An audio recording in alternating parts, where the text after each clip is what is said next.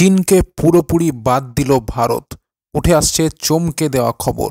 বন্ধুরা, proud বেঙ্গলির YouTube চ্যানেলে আপনাদের সকলকে স্বাগত জানাই। চীন নামক দেশটি ক্রমশ শক্তিশালী হয়ে উঠছে। তারা নানান বিষয়ে আমেরিকাকেও টক্কর দিচ্ছে। কিন্তু এটা খুব একটা ভালো ব্যাপার নয়, কারণ চীন রাষ্ট্রটি মোটেও শান্তিপূর্ণ রাষ্ট্র নয়। চীন সারা বিশ্বে নানান সমস্যা সৃষ্টি করেছে এবং সেই সমস্যা থেকেই ফায়দা তোলার চেষ্টা করছে। চীনের আগ্রাসী মনোভাব, বিশ্ববাজার দখলের প্রচেষ্টা, ক্ষুদ্র দেশেদের ঋণের জালে ফেলে আয়ত্তে রাখাসহ নানা বিষয় দেখলেই বোঝা যায় যে চীনের ক্ষমতাশালী হয়ে ওঠাটা বিশ্বের জন্য বিপজ্জনক। আমেরিকা চীনকে চাপ দিয়েও কিছু করতে পারছে না। চীনকে জব্দ করার ক্ষমতা একমাত্র আছে ভারতের কাছে। এশিয়ার দুই সুপার শক্তির একটি চীন হলে অপরটি হলো ভারত। এজন্যই ভারতকে সবসময় পাশে চাইছে আমেরিকা। কোয়াডের মতো সংস্থাতেও তাই ভারত রয়েছে। ভারতের অগ্রগতি এখন অত্যন্ত দ্রুত গতিতে হচ্ছে, বিশেষত অর্থনৈতিক অগ্রগতি। অন্যদিকে চীনা অর্থনীতি কিছুটা ঝিমিয়ে পড়েছে।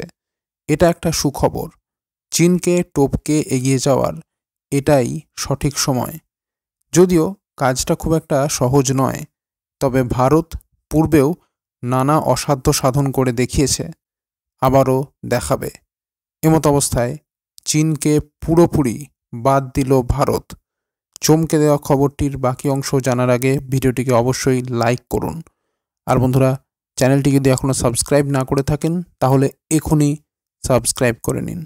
আর বন্ধুরা, সকলেই কমেন্ট বক্সে লিখে জানান বর্তমান সময়ে কোন দেশ চীনকে হারাতে পারে বলে আপনি মনে করেন। লিখে জানান কমেন্ট বক্সে। সাম্প্রতিককালে ভারতীয় সেনাবাহিনী 230 কোটি টাকার ড্রোন চুক্তি বাতিল করেছে। এই চুক্তি বাতিলের কারণ হলো, যে ভারতীয় কোম্পানিগুলির সাথে এই চুক্তি হয়েছিল তারা ড্রোনে চীনা যন্ত্রাংশ ব্যবহার করছিল। এই ড্রোনগুলির মধ্যে ছিল 200টি মাঝারি উচ্চতার, 100টি বেশি ওজনের এবং 100টি হালকা ওজনের রসদ সরবরাহকারী ড্রোন। বর্তমানে যুদ্ধক্ষেত্রে ড্রোনের ব্যবহার বাড়ছে। মধ্যপ্রাচ্যে হাউথি বিদ্রোহীরা ইরানি ড্রোন ব্যবহার করছে। এই ড্রোনগুলি কম খরচে বেশি প্রভাবশালী।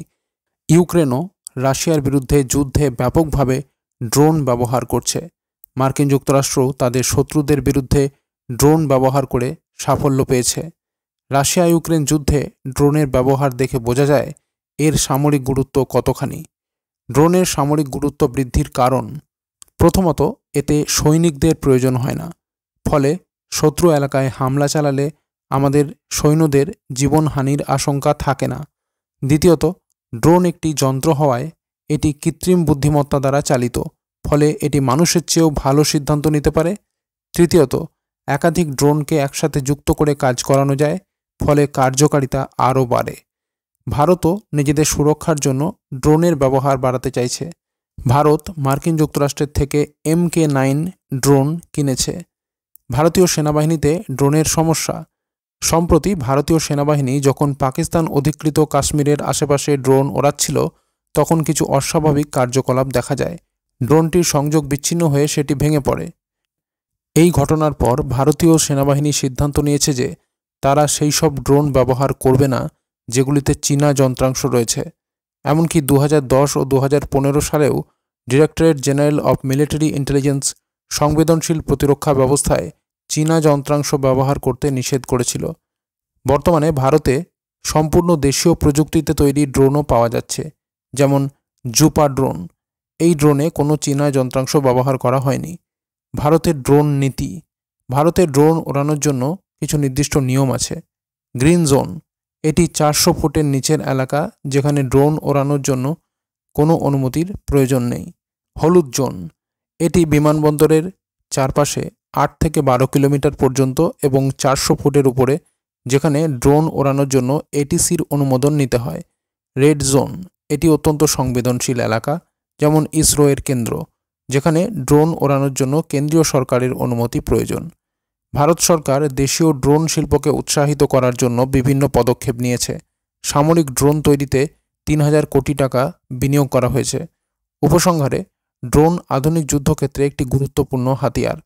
ভারতীয় সেনাবাহিনী চীনা যন্ত্রাংশ ব্যবহার করা ড্রোন বাতিল করে এবং দেশীয় প্রযুক্তিতে ড্রোন তৈরির ওপর জোর দিয়ে একটি গুরুত্বপূর্ণ পদক্ষেপ নিয়েছে। তো বন্ধুরা, এই ছিল পুরো খবরটি যদি গুরুত্বপূর্ণ মনে হয় তাহলে অবশ্যই লাইক এবং শেয়ার করতে ভুলবেন না। আর যারা এখনও চ্যানেলটিকে সাবস্ক্রাইব করেননি তারা এখনই সাবস্ক্রাইব করে নিন।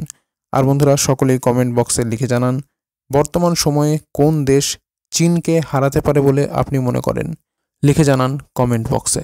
তো বন্ধুরা, এখনকার মতো এই পর্যন্তই। সবাই ভালো থাকবেন। অসংখ্য ধন্যবাদ।